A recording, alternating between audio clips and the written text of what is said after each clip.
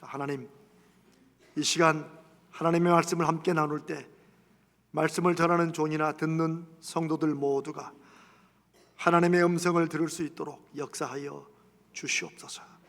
예수님의 이름으로 기도드립니다. 아멘. 한 7, 8년 전쯤에 미국 영화에 I feel pretty, 보통 I am pretty면 나는 예쁘다인데 I feel pretty니까 나 예쁜 것 같아, 자기가 느끼는 그런 표현이죠.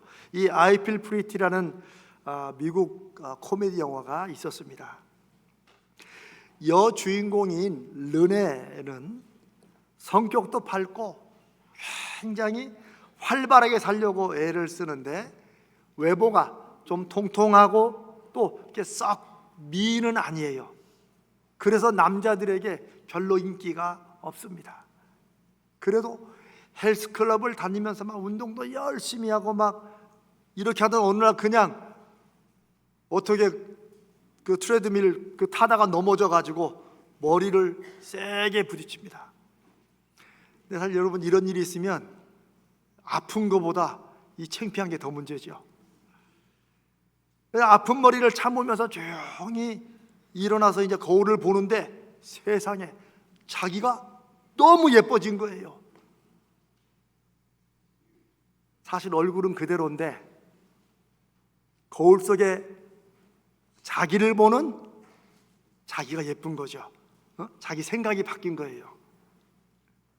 그 다음부터 이 르네는 자기가 얼마나 예쁜지를 알아요. 이제 그래서 막 그 자신감으로 살아요. 사람들이 처음엔 좀 이상하게 생각하다가 너무 확실하게 자신의 아름다움을 확신하는 르네의 모습에 매력을 느끼고 거의 빠지게 되고 또 사랑하는 남자 생기고 이랬다는 코미디 영화입니다. 우리가 다 아는 대로 세상이 우리를 보는 기준이 아니라 우리가 우리를 보는 그런 기준으로 살아야 된다. 다 알고 말도 많이 하고 저도 이런 식의 주제의 설교를 여러 번 했지만 이게 참 쉽지 않습니다. 근데 이 영화가 참 그걸 잘 표현한 것 같아요. 내가 내 자신감으로 살아가면 세상이 나를 따라오고, 내가 내 자신감이 없으면 우린 누굴 따라가요? 세상을 따라가게 된다는 거죠. 그래, 이 영화를 좀 같이 보고 이제 함께 몇몇 사람들과 청년들도 있고 해서 이제 영화 본 소감을 이렇게 나누는데, 누군가 한쪽에서 진심이 담긴 목소리로 이런 말을 하더라고요. 나도 머리라도 좀 부딪혀야 되는데. 여러분, 그 말의 의미를 알겠어요? 다 알아. 하고는 싶은데 안 되니까 나도 머리라도 좀 부딪혀가지고 자기가 좀 그렇게 좀 눈이 확 바뀌었으면 좋겠다는 그 말을 듣고 우리가 다 웃었습니다. 웃었지만 우리 마음속에 어떻게 해야 진짜 말로만이 아니고 우리가 세상을 보고 인생을 보고 우리 자신을 보는 이런 눈과 시각을 좀 바꿀 수 있을까, 이런 얘기를 했던 것 같아요. 우리는 예수님이, 하나님의 아들이신 예수님이 이 세상에 오셔서 하신 말씀과 하신 일을 우리가 알고 또 믿습니다. 그런데 이제 요즘 이 시대에는 우리 성도들조차도 그걸 물어봐야 돼요.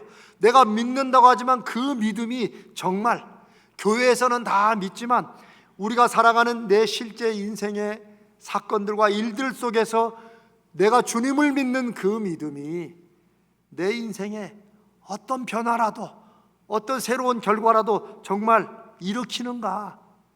나는 그걸 그렇게 믿는가? 우리가 이제 돌아봐야 될 때를 살고 있습니다. 제가 오래전에 여러분과 한번 나눈 기억이 있는데, 저는 그런 친구를 압니다. 제가 중학교 다닐 때 중학교 내내 아주 그냥 전체 학교에서 선배든 후배든 그냥 동급생들도 그 친구의 외모, 행동, 이걸 가지고 얼마나 놀렸는지 학교에 소문난 놀림받는 친구가 하나 있었어요. 요즘 왕따처럼 그렇게 막 심각하게 막 그렇게 두들겨 패고 그러진 않았어요. 그냥 놀려먹는 거죠. 제가 그 친구 이름을 지금도 기억합니다. 송두현. 좀 주일날 말하긴 그렇지만 그 친구 별명이 원숭이 똥구멍이에요. 왜냐하면 입이 좀 이렇게 튀어나와가지고, 하여튼 저는 뭐 괴롭히고 이런 걸 잘 못했지만 이거 나와가지고 누군가 막 때려 그러면 왜 그러냐 뭐 이러고 해가지고 애들은 그게 더 웃겨가지고 막 더 놀려먹는. 그래 저는 좀 쟤는 왜 그러냐, 그러면 화를 한번 내든지 한번 빡 붙든지 이러면 되는데 뭐 이런 생각이 좀 있었던 친구입니다. 그렇게 중학교를 졸업하고 이제 고등학교를 이제 다르게 다녀서 한 1년 정도 아마 못 만난 것 같아요. 그러다가 정말 우연처럼 시내에서 이렇게 마주치게 됐는데 저는 처음에 그 친구 아닌 줄 알았어요. 왜냐하면 그 친구는 맞는 것 같은데 아니야, 너무 달라져 있기 때문에. 얼굴은 가까이서 보니까 똑같았는데 여러분의 그런 거 있죠.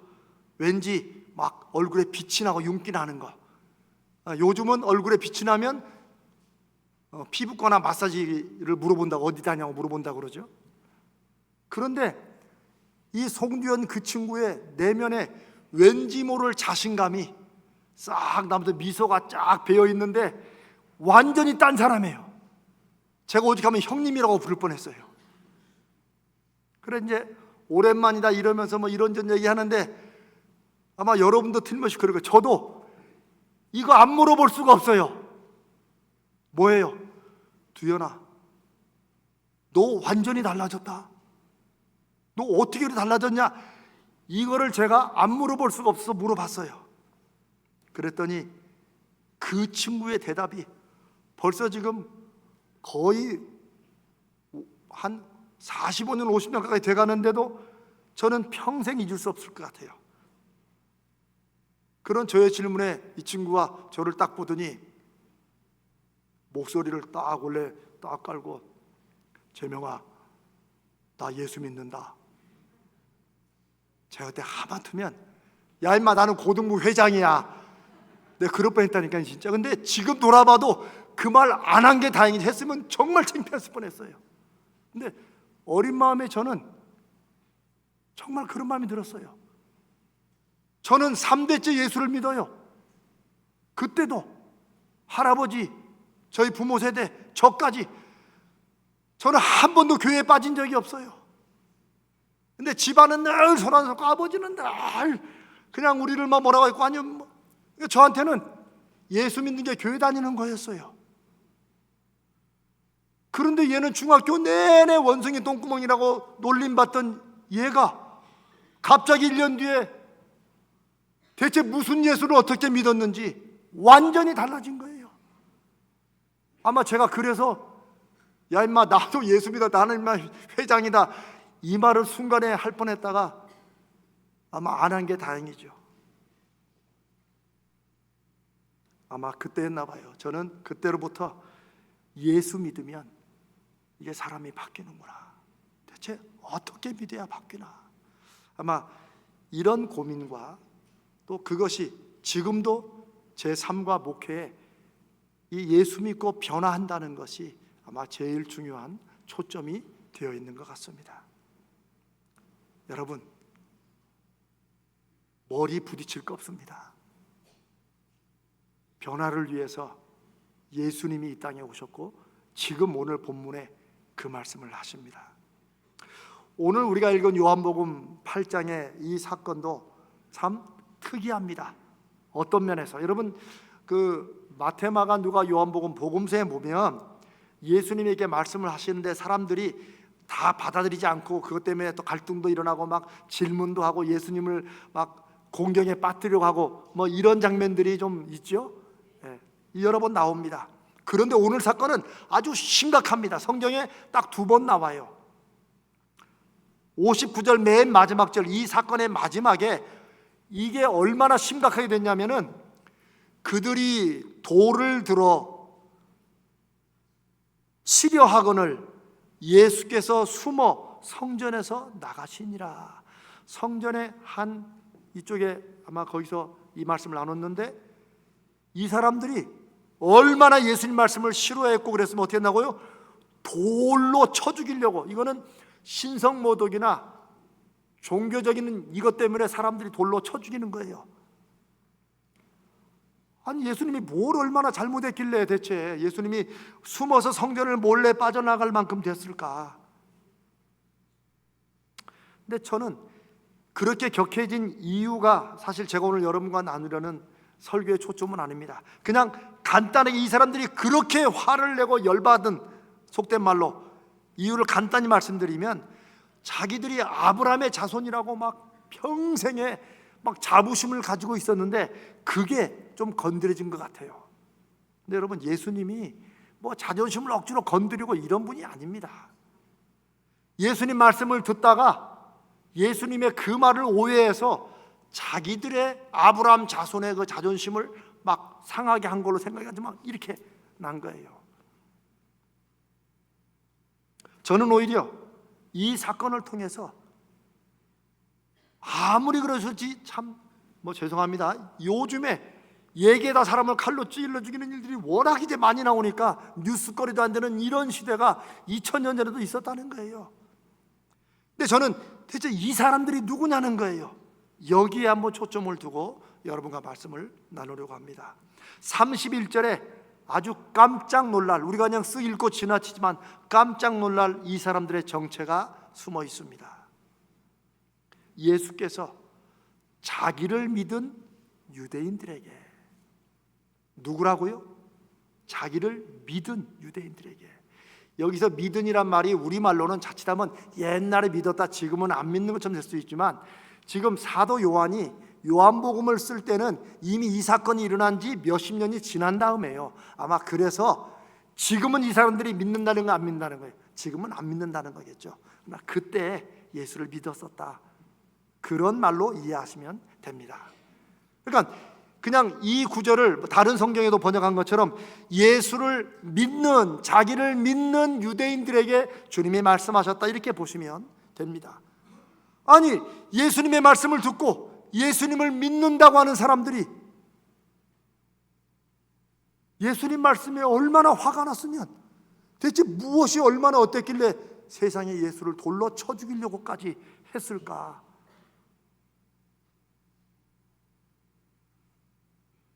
예수님은 이 사람들에게 죄에서 자유를 얻어야 된다, 죄에서 자유로워야 된다, 진리가, 내가 말하는 이 진리가, 여러분들이 그 진리를 받으면 진리가 자유롭게 할 것이다.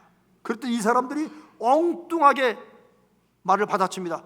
아니, 우리가 아브라함의 자손이고, 아브라함을 이 사람들은 왕으로 생각했어요. 아브라함, 다윗으로 이어지는, 아니, 우리가 그런 왕의 자손인데 우리가 한 번도 종된 적이 없는데 무슨 갑자기 생뚱맞게 자유냐, 이러면서 이제 논쟁이 시작된 거예요.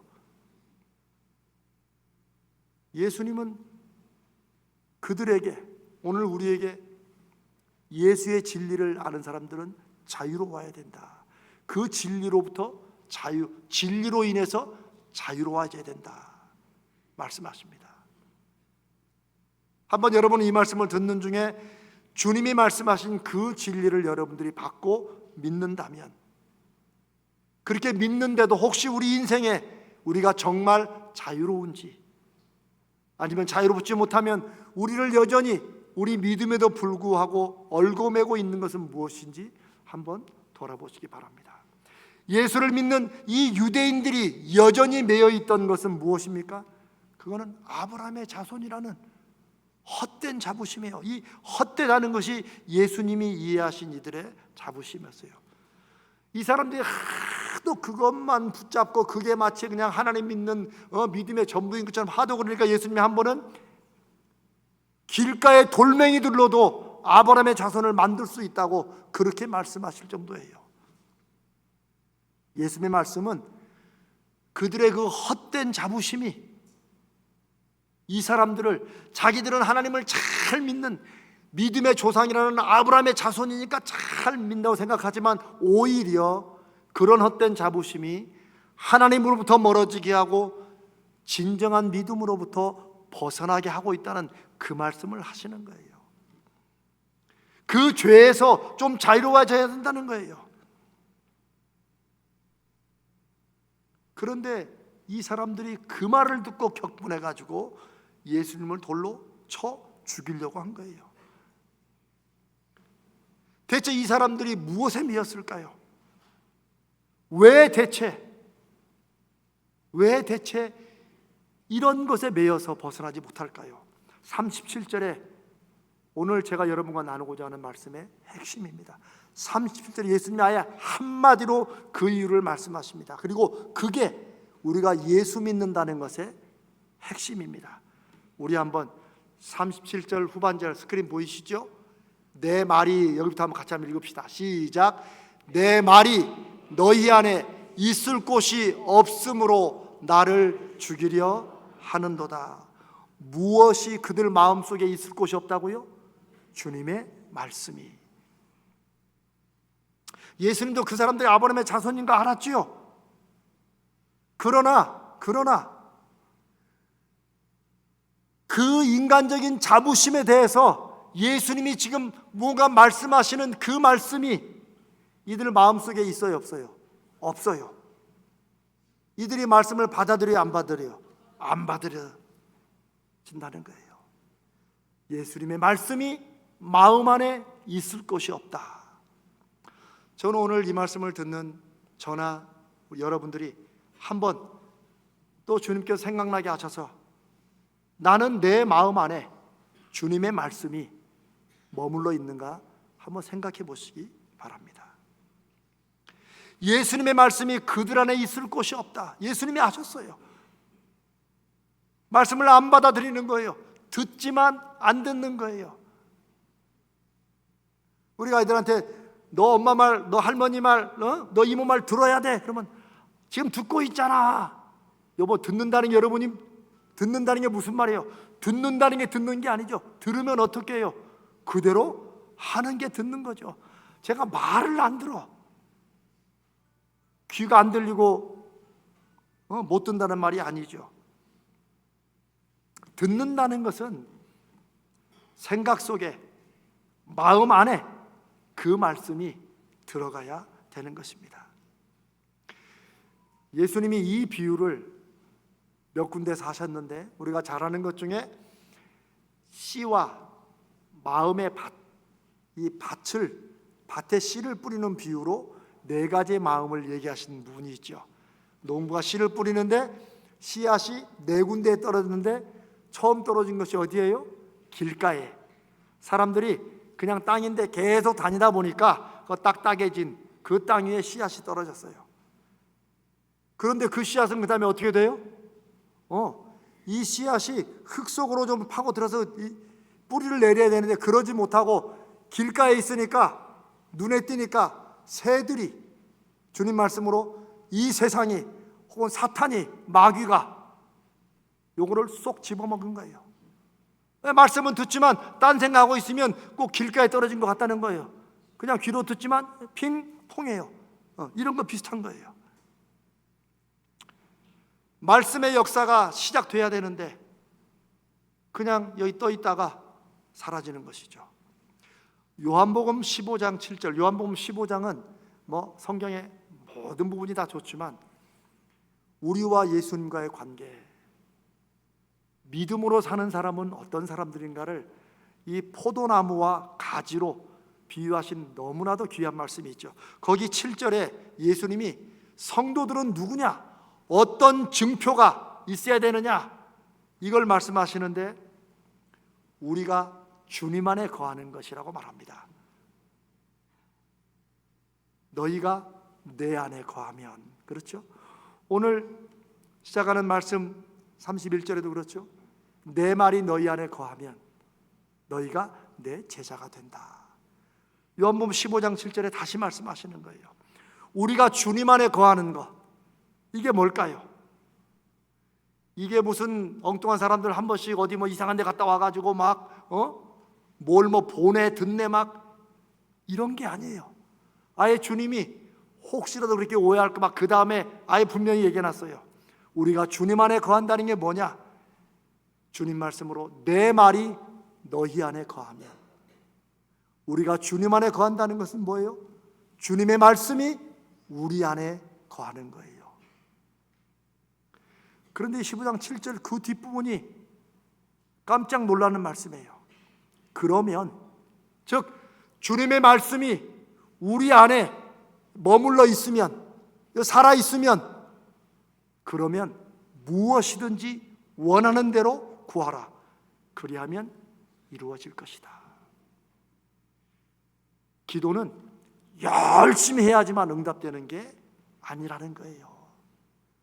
기도는 막 많이 하고 자주 해야지만 응답되는 게 그게 아니라는 거예요. 우리는 기도에 대해서 오해하고 있어요. 기도는 그 안에 주님의 말씀을 갖고 믿고 그 말씀을 의지하여 하나님을 기대하고 바라는 것입니다. 내 말이 너희 안에 머물러 있어야 너희가 원하는 것이 구하면 이루어진다라고 말씀하십니다. 근데 우리는 기도는 열심히 한다고 막 말만 뻑하면 그냥 기도 막 이 기도원 저 기도원만 다니는 분들에게 주님의 말씀이 없으면 안 됩니다. 오히려 이상한 데로 갑니다. 저는 분명히 말씀드릴 수 있어요. 주님의 말씀이 그 안에 없는데도 하다 안 되니까 이거 뭐 예수 믿는다고 뭐 다 되나? 기도한다고 되나? 그게 오늘날 우리 한국 기독교 교회와 우리 그리스도인들의 가장 큰 오해와 문제가 아닌가 싶습니다.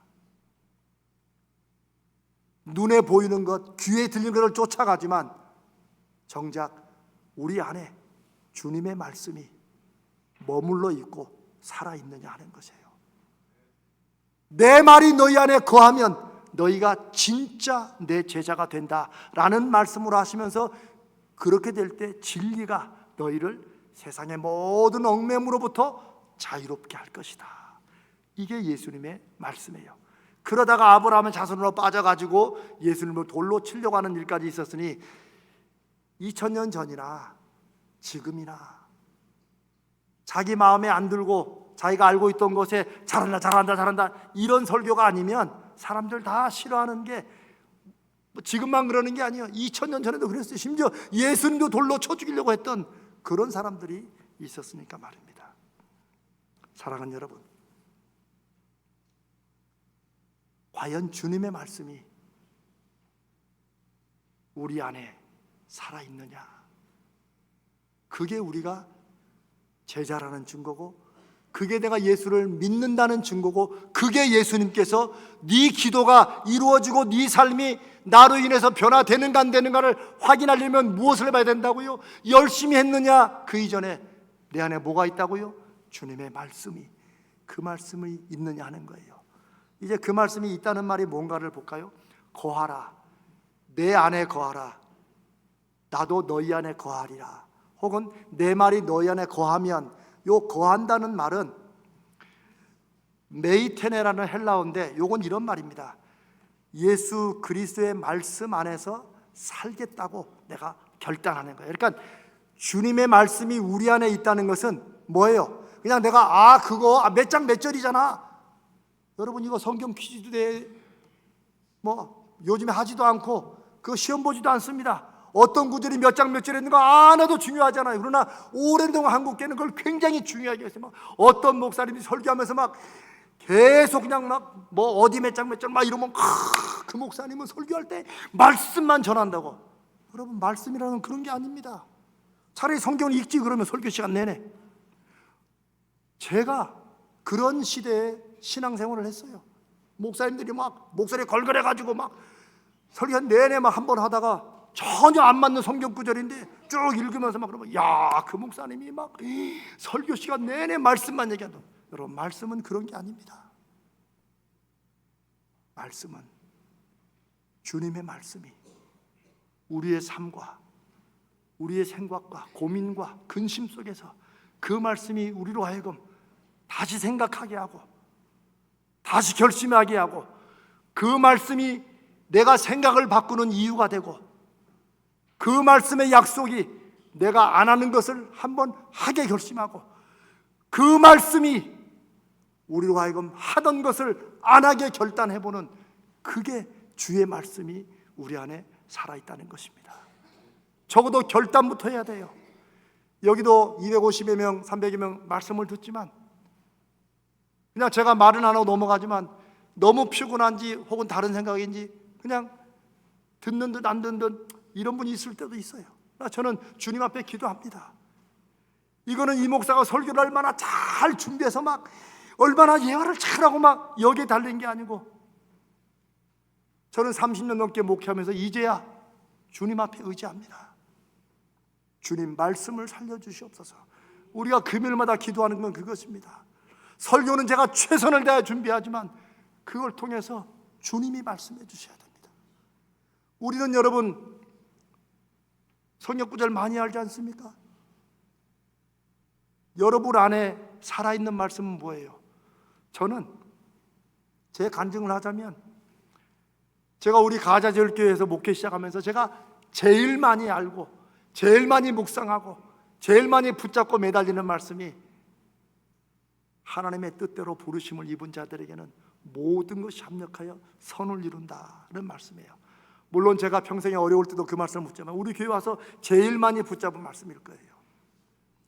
여러분, 제가 또 하게 돼서 죄송합니다. 제가 지난 금요일 밤으로 제가 책을 다 썼습니다. 이제 정말로 다 썼어요. 누구는 이럴 때 박수라도 치던데 뭐. 아이고 참네. 참 옆구리 찔러 박수받기는 처음이에요. 여러분 솔직히 제가 좀 잘난 척을 좀 하자면, 여러분 남들은 1년 가도 책 못 쓰니 저는 6주 안에 이거 해가지고 책 썼습니다. 이제 나와보면 알아요. 이게 책이네. 제가 그 말씀을 드리려는 게 아니고, 제가 지난번들 설교에서 제가 여러 번 얘기했는데, 제가 이 책을 쓰면서 제가 얼마나 안드레같이 이 오병이어로 이게 뭐가 되겠습니까? 그게 딱 저였던, 제가 이 책을 쓰면서 계속 제 마음에, 근데 이거 쓴다고 뭐가 될까? 이 마음이 100번도 넘게 들었어요. 내가 나를 괴롭히는 거예요. 오직하면 제가 제 방 책상에다가 한다, 하자, 된다 그거 써놓고, 내게는 아직 가야 될 길이 있다. 내가 꼭 가고 싶은 곳이 있기 때문이다. 그러니 마음 추스리고 다시 일어나서 내가 잘할 수 있는 걸 하자. 내가 그것도 써놨다니까요. 여러분, 그럴 때마다 제 마음속에 떠오르고 제가 의지하고 기대하는 말씀은, 하나님께서 모든 것을 합력하여 선을 이루신다. 그 말씀이 저에게는 지금도 살아 있습니다. 이걸로 뭐가 되겠습니까? 할 때 그 마음은 우리 눈에 보이고 귀에 들리는 상황이 아무것도 안 돼요. 그러나 우리는 상황에 따라 되고 안 되고를 보는 인생은 이제 그만두고 하나님께서 주관하고 계신다. 이 모든 것을 하나님께서 합력하여서 결국은 하나님의 역사를 이룰 것이다. 나는 그냥 하고 있는 분량만큼 순종만 하면 된다. 제가 이 말씀을 드리는 이유는, 저에게도 제가 늘 믿음이 없다고 늘 솔직히 고백하는 이 목사에게도 이 말씀 하나는 늘 살아있다는 거예요. 제가 말씀이 살아있다는 게, 말씀이 그 안에 있다는 게, 내 말이 너희 안에 거하면이라는 말이 뭔가를 그냥 제가 저를 예로 들어 말씀드리는 것입니다. 여러분에게는 어떤 말씀이 여러분 안에 살아있습니까? 창세기부터 요한계시록까지 여러분이 줄줄줄 다 외운다고 해도 그 중에 한 말씀이, 나는 이 말씀 때문에 나는 그거 안 해 라고 하지 못하면, 나는 그 말씀 때문에 난 이거 해야 돼, 난 할 거야, 내가 안 했던 것을 말씀 때문에 해보고 내가 했던 것을 말씀 때문에 안 해보는 이런 역사가 없으면, 66권 성경을 다 외운다 한들 내 말이 너희 안에 거하면 너희가 무엇이든지 원하는 대로 구하라, 그리하면 이루리라 하는 그 말씀은 우리와 상관이 없게 되는 것입니다. 사랑하는 성도 여러분, 제가 여러 번 말씀드리지만 저와 여러분이 믿는 예수 그리스도는 우리만 이 시대에 믿는 게 아닙니다. 적어도 2000년 동안 수없이 많은 성도들을 통해서 자신의 인생이 그 말씀 때문에 어떻게 새로워졌고 그것 때문에 그 사람으로 인해서 어떻게 주변이 변화됐는가를 간증하고 고백하는 그 많은 증거들이 있습니다. 그리고 그 변화는 지금도 이 지구상에 그 말씀을 믿고 의지하는 누군가에 의해서 진행되고 있습니다. 제가 여러분께 드리는 말씀은 그걸 우리 교회에서도 한번 직접 눈으로 한번 보자는 것이에요. 몇십 년 전에 내 친구 송교연을 만나고 야, 이거 예수 믿으면 변화되는 것이구나 했던 것처럼 저도 제 인생이 변화되었고 여러분도 그렇고, 그거 여러분이 애쓰고 수고하는 그 일 때문에 아이고 이거 지금 경기가 힘들어서 안 돼라고 남들은 말하지만 여러분이 보는 그 힘든 상황 속에 주의 말씀이 여러분 안에 살아있으면 그 말씀 붙들고 남들이 안 하던 거 해보시고 남들은 다 쫓아가는 거 한번 안 해보시는 이런 결단이 있어야 된다는 것입니다. 그게 주님이 말씀하시는 내 말이 너희 안에 있으면 이라는 뜻입니다. 저는 간절히 믿고 주님 앞에 기대합니다. 주님의 말씀이 무엇이라도 그 안에 간절한 기대와 확신으로 그 인생 속에 있을 때 인생의 고민과 계획과 결정과 실행 속에 예수님의 말씀이 있는 사람은 저는 변화될 거라고 확신합니다. 그 말씀이 역사하는 결과가 나타날 것입니다. 그런 사람이 있는 가정도 변화될 것입니다. 부모와 가슴 안에 말씀이 살아있으면 그 자식이 변화될 것입니다. 자녀 안에 그 말씀이 살아있으면 그 부모가 변화될 것입니다. 그런 사람이 교회 안에 살아있으면 교회가 변화될 줄로 믿습니다. 우리가 일어나 빛을 발하자고 하는 게 바로 그것입니다. 이 언덕 위에 누가 올라오겠어요? 그러나 이곳에서 우리가 함께 예배를 드리며 한 말씀이라도 힘들고 지치고 때로는 수십 년 믿어도 뭐 이런 마음이 우리가 들 때도 있지만 나에게 주신 그 말씀 하나라도, 어떤 하나님의 말씀이라도 여러분 안에 새겨서 살아 움직이면 그게 반드시 생명이기 때문에 뿌리를 내리고 싹을 틔우고 줄기를 내고 꽃을 피우고 열매 맺을 것을 믿습니다. 내 말이 너희 안에 거하면, 우리가 믿는다는 것은 다른 게 아닙니다. 주님의 말씀이 내 인생에 살아있어서 나를 이리저리 인도하고 나는 그 말씀 때문에 하든지 안 하든지 멈추든지 나아가든지 한다는 것입니다. 사랑하는 여러분, 변화를 위해서 머리 부딪히실 거 없습니다. 예수 그리스도의 말씀이 우리 안에 있으면 이제 그 말씀을 붙잡고 그 말씀이 힘이 되어 내 인생과 내가 하는 일들을 통해서 거룩한 변화를 이루어 주시옵소서. 그 기대와 믿음의 결단이 우리 사랑하는 여러분 모두에게 있으시기를 주님의 이름으로 축복합니다.